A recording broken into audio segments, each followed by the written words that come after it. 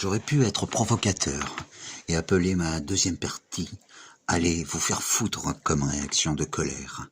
Désolé, je veux croire que tout le monde n'est pas à être tenu du marasme dans lequel semble parfois s'enfuir le monde. Alors je serai choquant par le fait de dévoiler des sentiments qui ne sont plus commerciaux. Voilà pourquoi mon titre sera « Je t'aime, papa ». Salut. Vous vous souvenez d'un jeune homme qui prenait le bus tous les matins à 7h18 ?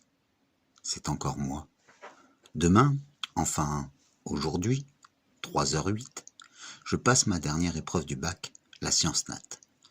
Que fais-je debout si tard ? J'écris ce que vous lisez. C'est mieux que de regarder le match Afrique du Sud-Danemark. Enfin, je le regarde en même temps. Pour moi, la Coupe du Monde, c'est un grand événement. Mais pas pour tout le monde, notamment pas pour Air France.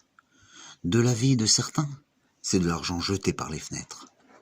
On vous dira, quand vous avez vu ces géants à l'air niais, vous avez vite compris que c'est une perte de temps qui coûte bien cher à la France.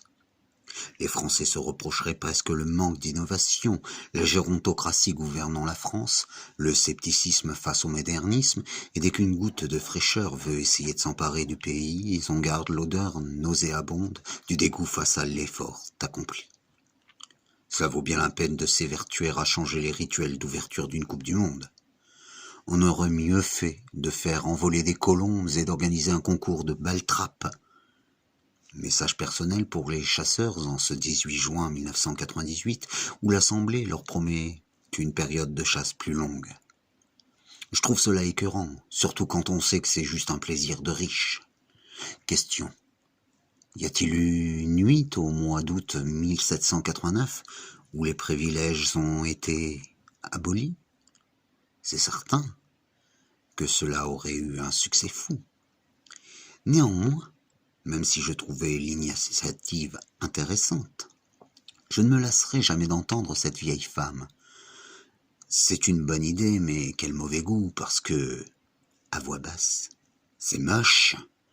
Ou encore ce garçon qui disait « À cette allure, on n'y sera jamais avant minuit ».